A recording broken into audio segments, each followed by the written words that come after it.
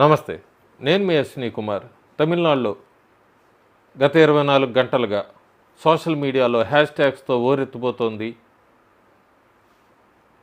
Get out Modi అంటూ కూడా DMK party, ఆ తర్వాత గెటౌట్ స్టాలిన్ అంటూ బీజేపీ. ఇద్దరి మధ్య కూడా పెద్ద యుద్ధం దుమారమే నడుస్తోంది.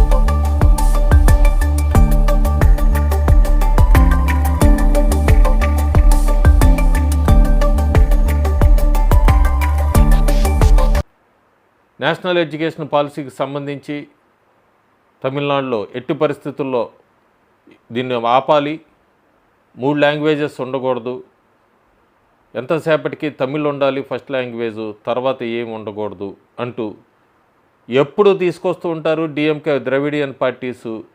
నార్త్ వర్సెస్ సౌత్ అని, భారతదేశాన్ని విడగొట్టాలి, సౌత్ ఇండియా నార్త్ ఇండియా, వాళ్ళ ఓటు బ్యాంక్ కోసం ఈ ప్రచారాన్ని ఇన్ని సంవత్సరాలు తీసుకుంటూ వచ్చారు.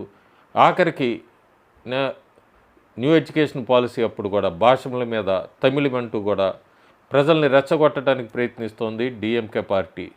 ఉదయనిధి స్టాలిన్ డిప్యూటీ సీఎం అయ్యారు. బీహార్ తర్వాత తమిళనాడు అసెంబ్లీ ఎన్నికలకు వెళ్ళబోతోంది. వాళ్ళకి ఈసారి ముఖ్యంగా థ్రెట్ అనేది పెద్దగా కనబడుతుంది బీజేపీ రూపంలో. ప్రజలు ఎంత వ్యతిరేకంగా ఉన్నారు డిఎంకే పార్టీ మీద అంటే మీకు చిన్న వీడియో చూపిస్తాను. ఆ వీడియోలో ఒక మహిళ స్టాలిన్ ఫోటో మీద ఎట్లా చెప్పులతో కొడుతోందో చూడొచ్చు మనం. గ్రౌండ్ లెవెల్లో, గ్రాస్ రూట్ లెవెల్లో డిఎంకే పార్టీ మీద వ్యతిరేకత మొదలైంది అన్నదైతే స్పష్టం కనబడుతోంది తమిళనాడులో. లోక్సభ ఎన్నికల తర్వాత, లోక్సభ ఎన్నికల వరకు కాంగ్రెస్ కూటమి అధికారంలోకి వస్తుంది. లోక్సభలో ఈసారి డిఎంకే కీ రోల్ పోషిస్తుంది ఇవన్నీ అంటూ కూడా ప్రచారం చేశారు. బీజేపీ ఒంటరిగా వెళ్ళింది, మెయిన్ పార్టీస్ని పక్క పెట్టింది. అన్నా డిఎంకే లాంటి వాళ్ళని ఓట్ షేర్ అయితే బాగా పెంచుకోగలిగింది, కానీ సీట్ రూపేణ మార్చుకోలేకపోయింది. డిఎంకే స్వీప్ చేసింది తమిళనాడులో. లోక్సభ స్థానాలు బాగా సాధించుకుంటుంది అనుకున్న బీజేపీ వెనకబడింది. కానీ అసెంబ్లీ ఎన్నికలకు మాత్రం ముందుకు దూసుకెళ్తోంది, తన వర్క్ తను చేసుకుంటూ వెళ్తోంది అన్నామలై రూపంలో.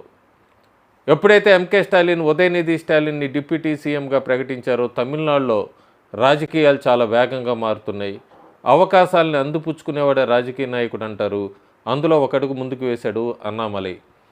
చాలా క్లియర్ కనబడుతోంది అక్కడ స్పేసు. డిఎంకే వర్సెస్ అన్నా డిఎంకే 2 వర్గాలుగా విడిపోయింది. ఎవరు ఏంటి అనేది ఈపీఎస్ఆ ఓపీఎస్ అని వాళ్ళలో వాళ్ళు కొట్టుకుంటున్నారు. విజయకాంత్ పార్టీ అంతా కూడా క్యాడర్ అంతా బీజేపీ వైపుకి వచ్చేసారు. కమ్యూనిస్ట్ పార్టీలకు అక్కడ ఎప్పుడూ కూడా పెద్ద ఓటు బ్యాంకు లేదు. కాంగ్రెస్ కూడా తమిళనాడులో డెసిమేట్ అవుతుంది. రాబోయే అసెంబ్లీ ఎన్నికలు 2026 డిఎంకే వర్సెస్ బీజేపీ కింద పూర్తిగా టర్న్ అవబోతున్నాయి. ఉదయనిధి స్టాలిన్ ఆయన సనాతన ధర్మం మీద అన్నాడు, ఆ తర్వాత అక్కడ విడగొట్టడానికి ప్రయత్నించాడు. MK Stalin north India south India అన్నాడు.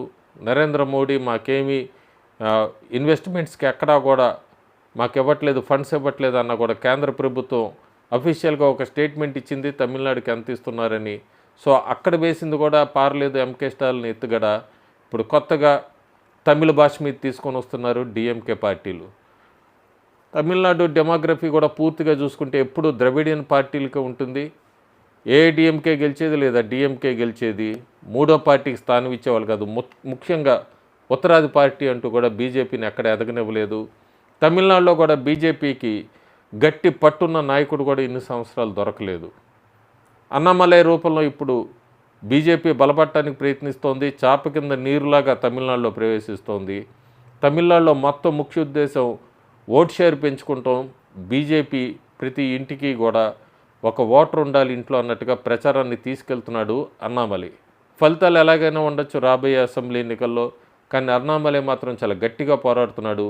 అటు టెంపుల్స్ అన్నిటిని కూడా గవర్నమెంట్ నుంచి ఫ్రీ చేసి ఆ ఫండ్స్ అన్నిటినీ సివిక్ ఇన్ఫ్రాకి వీటికి యూజ్ చేస్తాను, స్కూల్స్కి పాఠశాలకు ఉపయోగిస్తాను అభివృద్ధికి అంటూ ఆయన చాలా క్లియర్గా ఒక మెసేజ్ ఇచ్చాడు. అంతేకాకుండా మత్స్యకారులు పడుతున్న ఇబ్బంది, అట్లాగే బీసీలు ఎస్సీలకు వాళ్ళకి సంబంధించినవి, ఈ ఆయుష్మాన్ భారత్కి సంబంధించింది కేంద్ర పథకాలన్నీ కూడా గ్రాస్ రూట్ లెవెల్లో అందరికీ అందేట్టు చేస్తానంటున్నాడు అన్నామలై. డిఎంకే పార్టీ అయితే ఉక్కిరి బిక్కిరి అవుతోంది. బీజేపీ నుంచి వస్తున్న దీన్ని అస్సలు ఊహించలేదు డిఎంకే పార్టీ. అన్నామలై రూపంలో వాళ్ళకి ఎంత స్ట్రాంగ్గా బీజేపీ బేస్ ఫామ్ చేసుకుంటుంది అతి తక్కువ కాలంలో అన్నది అస్సలు ఊహించలేదు డిఎంకే పార్టీ. జయలలిత మరణానంతరం వాళ్ళు మాకు ప్రతిపక్షం అనేదే లేదు, మాకెవరూ పోటీ రారు అనుకున్న డిఎంకే పార్టీకి ప్రస్తుతం అన్నామలై రూపంలో అయితే మాత్రం రాబోయే రోజుల్లో గట్టి యుద్ధం తప్పదు అన్నదైతే వాళ్ళకు ఒక ఇండికేషన్ అయితే క్లియర్గా కనబడుతోంది. దానికి ఉదాహరణే ఈ సోషల్ మీడియాలో ట్వీట్స్ వార్. గెట్అవుట్ మోడీ అన్న 24 గంటల్లోనే గెట్అవుట్ స్టాలిన్ అనే హ్యాష్ట్యాగ్ని తమిళనాడు ప్రజలు ఎంత ఫాస్ట్గా మిలియన్స్లోకి తీసుకెళ్లారంటే వాళ్ళ రెస్పాండ్ అంతా కూడా బీజేపీ తమిళనాడులో ఎంత బలపడింది అనేది అయితే మనకు అర్థమవుతుంది. ఎన్టీకే విజయ పాత్ర కేవలం నామమాత్రంగానే ఉండబోతోంది రాబోయే అసెంబ్లీ ఎన్నికల్లో. డిఎంకే వర్సెస్ బీజేపీ అనే యుద్ధం అయితే మనం చూడబోతున్నాము. తమిళ ప్రజలు కూడా ఇప్పుడు అర్థం చేసుకుంటున్నారు. ఇన్ని రోజులతో ద్రవిడియన్ పార్టీస్తో విసిగిపోయి ఉన్నారు. ఇప్పటిదాకా వాళ్ళకి ప్రతిపక్షం అనేది ఏదైనా డిఎంకే ద్రవిడియన్ పార్టీ అయినా లేదా అన్నా డిఎంకే, రెండు ద్రవిడియన్ పార్టీల మధ్య యుద్ధం ఉండేది. ఇప్పుడు ఐడియాలజీస్ మారినాయి. బీజేపీ అనేది వాళ్ళకి ఆల్టర్నేట్గా ఒకటి కనబడుతోంది తమిళనాడులో. అన్నామలై ఆ రకంగా కూడా గత 3-4 సంవత్సరాలుగా బేస్ వేసుకుంటూ వెళ్ళారు. ఇప్పుడు తమిళనాడు ప్రజలందరూ కూడా బీజేపీ వైపు చూస్తున్నారు. ఓట్ షేర్ అయితే బాగా పెరుగుతోంది. అది సీట్స్ రూపేణా మారుతుందా లేదా అనేది 2026 అసెంబ్లీ ఎన్నికల వరకు మనం వేచి చూడాల్సిందే. ప్రస్తుతానికి తమిళనాడులో అయితే ఈ హ్యాష్ట్యాగ్ వార్స్ ఇవన్నీ చూశాక క్లియర్గా ఒక సినారియో అయితే క్రియేట్ చేయడంలో సక్సెస్ అయ్యాడు అన్నామలై. అదే బీజేపీని డిఎంకేని ఢీకొట్టగల పార్టీ కింద అయితే క్రియేట్ చేయగలిగాడు. సో మనం రాబోయే రోజుల్లో అన్నామలై ఇంకెంత ముందుకు తీసుకెళ్ళగలడు, బీజేపీని డిఎంకేని ఎంత స్ప్లిట్ చేయగలడు, డిఎంకే ఓట్ బ్యాంక్ని ఎంత స్ప్లిట్ చేయగలడు, అన్నా డిఎంకే టోటల్ ఓట్ బ్యాంక్ని బీజేపీ వైపు షిఫ్ట్ చేయగలడా, ఎన్టీకే విజయ్ వలన ఏమన్నా డ్యామేజ్ డిఎంకేకి పడుతుందా, లేకపోతే బీజేపీ ఆ ఎన్టీకే విజయ్కి సంబంధించిన మినిమం ఓట్ బ్యాంక్ను కూడా షిఫ్ట్ చేసుకోగలడా, ఇవన్నీ కూడా మనం వేచి చూడాలి. ప్రస్తుతానికైతే అన్నామలై ఆచితూచి అడుగులు వేస్తున్నాడు. బీజేపీకి ఓట్ షేర్ పెంచడంలో అయితే సక్సెస్ అయ్యాడు. అది సీట్స్ రూపేణా మార్చగలడా లేదా అనేది అయితే మనం కొన్ని రోజులు ఆగి వేచి చూడాల్సిందే. Thank you.